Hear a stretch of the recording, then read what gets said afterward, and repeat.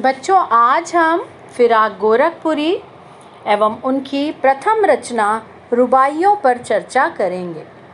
उर्दू शायरी का एक बड़ा हिस्सा रोमानियत यानी रोमांटिसिज्म, रहस्य और शास्त्रीयता से बंधा रहा है, जिसमें लोक जीवन और प्रकृति के पक्ष बहुत कम उभर पाए हैं। जिन शायरों ने इस परंपरा को तोड़ा, उनमें एक नाम फिराक जी का भी है। इन्होंने परंपरागत भावबोध और शब्द भंडार का उपयोग करते हुए उसे नई भाषा और नए विषयों से जोड़ा। उनके यहाँ सामाजिक दुख दर्द व्यक्तिगत अनुभूति बनकर शायरी में ढला है। इंसान के हाथों इंसान पर जो गुजरती है, उसकी कड़वी सच्चाई और आने वाले कल के प्रति एक उम्मीद, दोनों को भारतीय संस्कृति और लोक भाषा के प्रतीकों से जोड़कर फिराक ने अपनी शायरी का अनूठा महल खड़ा किया। उर्दू शायरी अपने लाक्षणिक प्रयोगों और चुस्त मुहावरेदारी के लिए विख्यात है। शेर लिखे नहीं जाते, कहे जाते हैं, यानी एक तरह का संवाद प्रमुख होता है। फिराक की रुबाइयों में हिंदी का एक घरेलू रूप दिखता है। भाषा सहज और प्रसंग सूरदास के वात्सल्य वर्णन की सादगी की याद दिलाता है। यहाँ पर जो रुबाइयाँ हम पढ़ेंगे, उनमें माँ और बच्चे के अनूठे प्रेम को दर्शाया है, भाई और बहन के स्नेह को दर्शाया है। एक माँ को अपने बच्चे के साथ छोटी छोटी क्रियाओं में किस आनंद की अनुभूति होती है, उसका सुंदर वर्णन किया है। देखते हैं। आंगन में लिए चांद के टुकड़े को खड़ी, हाथों पे झुलाती है उसे गोद भरी। रह रह के हवा में जो लोका देती है, गूंज उठती है खिलखिलाते बच्चे की हंसी। आंगन में खड़ी माँ अपने बच्चे को अपनी बाहों में झूला झुलाती, लाड़ लड़ाती और प्रसन्न मुद्रा में बालक खिलखिला रहा है। यानी माँ आंगन में अपने बच्चे को हाथों में लेकर खिला रही है। वह कभी उसे झुलाती है तो कभी हवा में उछाल कर दोबारा हाथों में भर लेती है। बच्चा माँ के साथ खेल खेल कर प्रसन्न होकर खिलखिलाते हुए हंस पड़ता है। यानी माँ के लिए उसका बच्चा चांद का टुकड़ा बहुत प्यारा, बहुत सुंदर, जिसे वो गोद में लिए है और उसे तरह तरह से खिला रही है। हर माँ के लिए उसका बच्चा, उसकी आँख का तारा चांद का टुकड़ा होता है। तो यहाँ पर चांद का टुकड़ा मुहावरे का प्रयोग बच्चे के सौंदर्य को दर्शाने के लिए हुआ है। और चांद का टुकड़ा, गोद भरी, हवा में लोका देना दृश्य बिंब है, वहीं हंसी की खिलखिलाहट पे श्रव्य बिंब भी दिखाई पड़ता है। रह रह के पुनरुक्ति प्रकाश अलंकार और अनुप्रास अलंकार का सुंदर प्रयोग हुआ है। वात्सल्य रस के साथ माधुर्य गुण की अभिव्यक्ति हुई है। भाषा की अगर हम बात करें तो उर्दू एवं लोक भाषा मिश्रित। अगली रुबाई।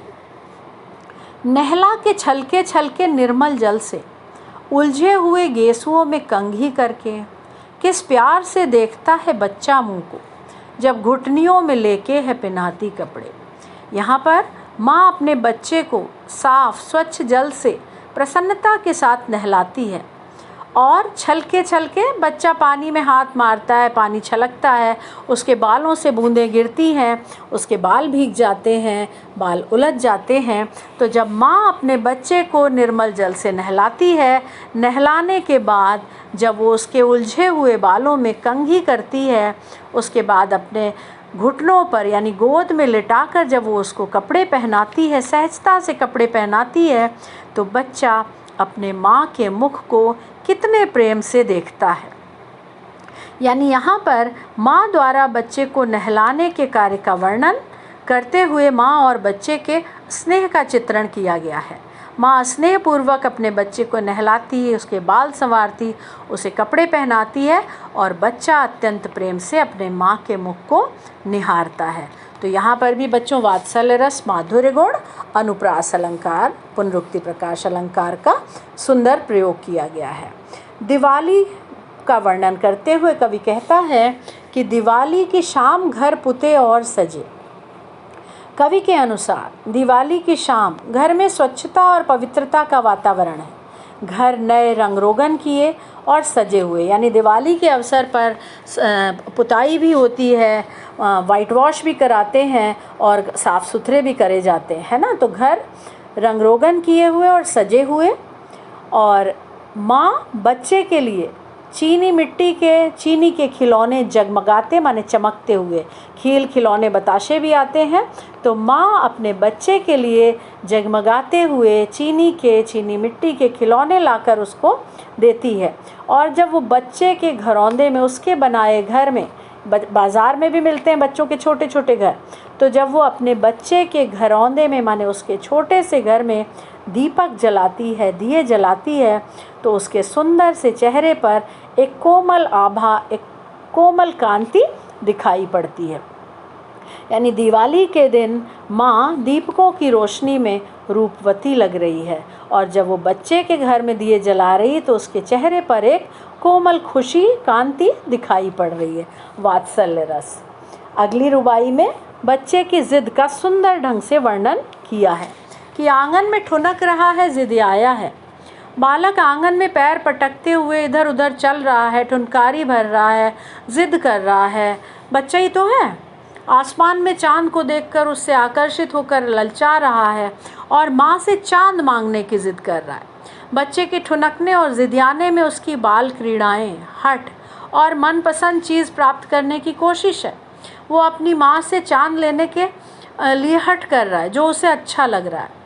तो बच्चे की जिद पर माँ दर्पण यानी शीशा, आईना थमाकर उसे कहती है, चांद दिखाते हुए, कि देखो बेटे, चांद तो आईने में उतर आया है। वास्तव में छोटे बच्चे जिद भी करते हैं और जल्दी मानते भी नहीं। फिर माएँ उन्हें बड़े प्यार से उनकी जिद का समाधान देती हैं। तो यहाँ माँ भी अपने बच्चे को आईना देकर कहती है कि देखो, चांद तो आईने में उतर आया है। तो यहाँ वात्सल्य रस का अनूठा चित्रण है। माँ और बच्चे के प्रेम को दर्शाया गया है। हिंदी, उर्दू एवं लोक भाषा के शब्दों के मिश्रण से अद्भुत सौंदर्य की छटा दृष्टव्य है। अगली रुबाई की ओर बढ़ते हैं। रक्षाबंधन की सुबह, रस की पुतली, छाई है घटा गगन की हल्की हल्की, बिजली की तरह चमक रहे हैं लच्छे, भाई के है बांधती चमकती राखी। रक्षाबंधन का त्यौहार भाई बहन के निस्वार्थ प्रेम का द्योतक है। ये सावन के महीने में आता है।